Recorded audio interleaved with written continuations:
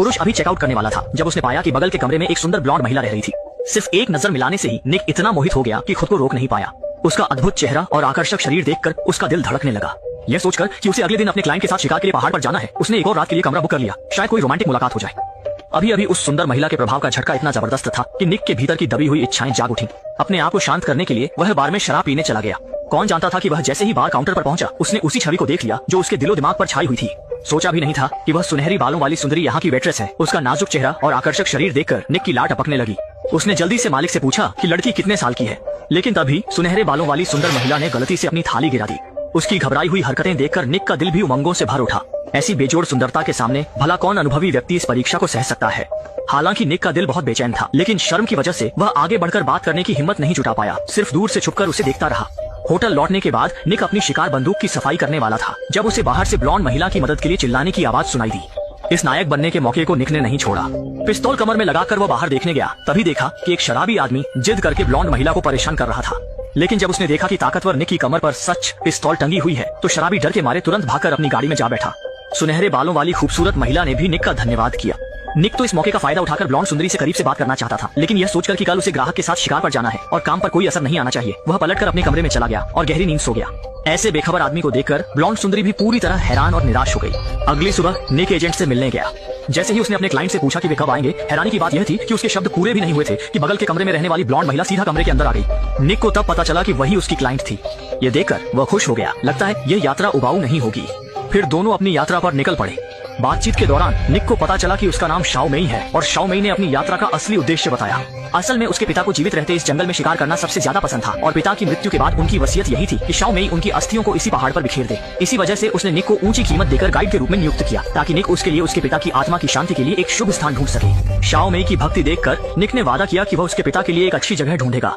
लेकिन अब रात हो चुकी थी, इसलिए दोनों ने वहीं तंबू लगाकर कैंप किया और अगली सुबह पहाड़ पर जाने का फैसला किया। शाम को दोनों आग के चारों ओर बैठे थे और उबाऊ होने पर उन्होंने अपने जीवन के बारे में खुलकर बात करना शुरू किया। लेकिन निक को जो सबसे आश्चर्यजनक लगा वह यह था कि शाओ मेई की रुचियां और शौक उसके खुद के जैसे ही थे। क्या यह किस्मत से उनकी जोड़ी बन रही है?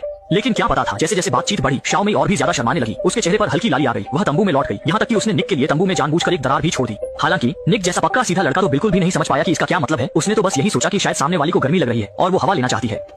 शाओ मेई इससे भी बेहद निराश हो गई, लेकिन निराशा के बावजूद उनका मुख्य काम नहीं रुक सकता था, इसलिए सुबह उठने के बाद दोनों पहाड़ की चोटी की ओर चल पड़े। लंबी यात्रा के बाद वे आखिरकार पहाड़ के तल पर पहुंचे, लेकिन जब वे पहाड़ पर चढ़ने वाले थे निक ने नीचे देखा और जंगली जानवरों के पैरों के निशान देखे। यह महसूस करके कि पहाड़ पर खतरा हो सकता है, सुरक्षा के लिए निक ने शाओ मेई को पहाड़ के नीचे इंतजार करने के लिए कहा, जबकि वह अकेले स्थिति की जांच करने के लिए ऊपर गया। जब वह मुश्किल से पहाड़ की चोटी पर पहुंचा और दूरबीन से अच्छी जगह की तलाश करने लगा तो उसने जो देखा उससे वह हैरान रह गया। उसने देखा कि पास के एक पेड़ पर एक पूरी तरह से सुसज्जित सैनिक लटका हुआ था। सावधानी के लिए निक अपनी बंदूक के साथ धीरे धीरे उसके पास गया और जब वह करीब पहुंचा तो उसने देखा कि वह आदमी पहले ही मर चुका था। वह व्यक्ति हवाई दुर्घटना में मारा गया था। जब वह सोच रहा था कि पुलिस को बुलाना चाहिए या नहीं, तभी जमीन पर एक बॉक्स ने उसका ध्यान आकर्षित किया। संदेह के साथ उसने धीरे धीरे बॉक्स खोला। अचानक उसने देखा कि बॉक्स अमेरिकी डॉलर से भरा हुआ था, मोटे अनुमान से कम एक छोटा लक्ष्य जितना। इस अप्रत्याशित धन को देखकर गरीब निक तुरंत लालच में पड़ गया। यह पैसा उसके वंशजों को भी आजीवन सुरक्षित कर सकता था। इसके अलावा यह प्राचीन जंगल में था, अगर वह इस पैसे को ले लेता तो किसी को पता भी नहीं चलेगा। यह सोचकर उसने बिना कुछ कहे पैसे अपने पास रख लिए, लेकिन उसे नहीं पता था कि एक भयानक संकट धीरे धीरे करीब आ रहा था। पैसे लेकर निक बहुत उत्साहित था। उसने कभी नहीं सोचा था कि ग्राहक के साथ शिकार के लिए पहाड़ पर जाने से इतना पैसा मिल जाएगा। देर होने से बचने के लिए वह तुरंत पहाड़ से नीचे उतरकर अपनी महिला ग्राहक से मिला। हालांकि जब वह शाओ मेई से मिला तो निक उसे पैसे के बारे में बताने की हिम्मत नहीं कर पाया, क्योंकि वह परेशानी में पड़ने से डरता था। वास्तव में निक पहली नजर में ही शाओ मेई से प्यार कर बैठा था, लेकिन अपनी गरीबी के कारण वह कभी अपने प्यार का इजहार नहीं कर पाया था। लेकिन अब उसके हाथ में अरबों अमेरिकी डॉलर है। उसकी बातों और व्यवहार में भी काफी आत्मविश्वास आ गया है। उसने शाओ मेई से झूठ बोला कि वह वास्तव में एक अमीर परिवार का बेटा है और वह शिकार के लिए पहाड़ पर केवल जीवन का अनुभव करने के लिए आया था। अगर शाओ मेई उसे स्वीकार करती है तो वे तुरंत पहाड़ से नीचे उतरकर शादी कर लेंगे और वह उसे 88 लाख का दहेज भी देगा। हालांकि शाओ मेई ने बाहरी तौर पर अनदेखा किया, लेकिन अगली सुबह वह हल्के कपड़े पहनकर निक के पास आई और लगातार कहती रही कि उसे ठंड लग रही है, इशारा करते हुए कि वह उसे गर्माहट दे। लेकिन इतने रोमांचक दृश्य के सामने निक ने आना चाहो तो आओ, जाना चाहो तो जाओ वाला खेल खेला और शाओ मेई को इशारा किया कि अगर ठंड लग रही है तो अपनी पैंट पहन ले। एक रात के बाद उसने पूरी तरह से सोच लिया था। आखिरकार वह अब अरबपति था, उसे जैसी भी महिला चाहिए वह मिल सकती थी। एक शाओ मेई के लिए बेकार की दीवानगी दिखाने की कोई जरूरत नहीं थी। लेकिन अपनी खुशी में डूबे निक को यह बिल्कुल भी पता नहीं चला कि अमेरिकी डॉलर की तलाश में एक समूह भाड़े के सैनिकों ने उन्हें चुपचाप घेर लिया था। शाओ मेई के पैंट पहनने से पहले ही भाड़े के सैनिकों ने दोनों पर हमला कर दिया। सौभाग्य से दुश्मन की निशानेबाजी बहुत खराब थी, इसलिए दोनों बाल बाल बच गए और निक, जो एक सेवानिवृत्त विशेष बल का सदस्य था, इस तरह के असमान मुकाबले का सामना करते हुए भी शांत रहा। उसने तुरंत प्रतिक्रिया दी और आसानी से 2 दुश्मनों को मार गिराया। फिर दुश्मन की राइफल उठाकर आने वाले दुश्मनों पर गोलियां चलाईं और बिना किसी प्रयास के 2 और लोगों को मार गिराया। फिर उसने 2 किलोमीटर दूर के स्नाइपर को एक गोली से मार गिराया और फिर शाओमेई के साथ भागने लगा। यह देखकर भाड़े के सैनिकों के नेता ने अपने आदमियों को मोटरसाइकिल से पीछा करने का आदेश दिया। एक कठिन लड़ाई अनिवार्य होने का एहसास करते हुए निक ने जल्दी से एक छिपने की जगह ढूंढी और बुलेट प्रूफ जैकेट पहन ली। शाओमेई ने भी इस मौके का फायदा उठाकर अपनी पैंट पहन ली। अब निक ने शाओमेई को बताया कि उनका पीछा किए जाने का कारण बॉक्स में मौजूद अवैध धन था।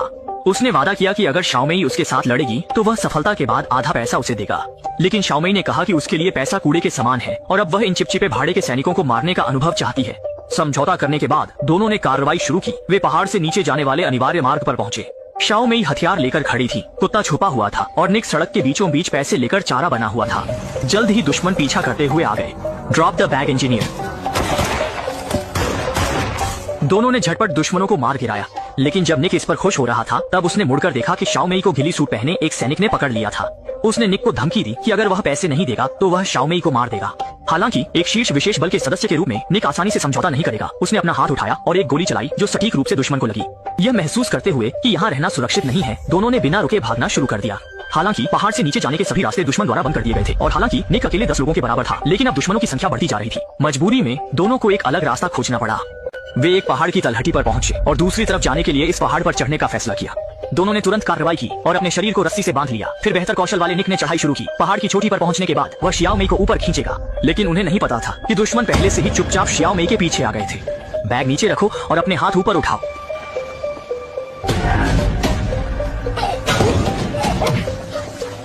डरी हुई शाओमेई ने मुड़कर भागना शुरू कर दिया, जिससे पहाड़ के बीच में निक डर गया क्योंकि रस्सी ने दोनों को एक साथ बांध रखा था। सौभाग्य से अनजान दुश्मन ने शाओमेई को वापस खींच लिया और इस अवसर का लाभ उठाते हुए निक चुपचाप पहाड़ की चोटी पर चढ़ गया और नीचे के दुश्मनों पर गोलियां बरसा दी। शक्तिशाली फायर पावर का सामना करते हुए दुश्मनों को अस्थायी रूप से पीछे हटना पड़ा। शाओमेई बाल बाल बचकर पहाड़ की चोटी पर पहुंच गई। अब यह पैसा गर्म आलू की तरह था। दोनों ने सहमति से फैसला किया कि वे पहले इस पैसे को छिपा देंगे और जब स्थिति शांत हो जाएगी तो वापस आकर इसे ले जाएंगे। फिर शाओमेई ने बक्से को रस्सी से बांधा और इसे एक सूखे पेड़ के ठूंठ में लटका दिया। इस तरह कोई भी यह नहीं जान पाएगा कि पैसा यहाँ छिपा है। अब सबसे जरूरी काम यहाँ से भागना था।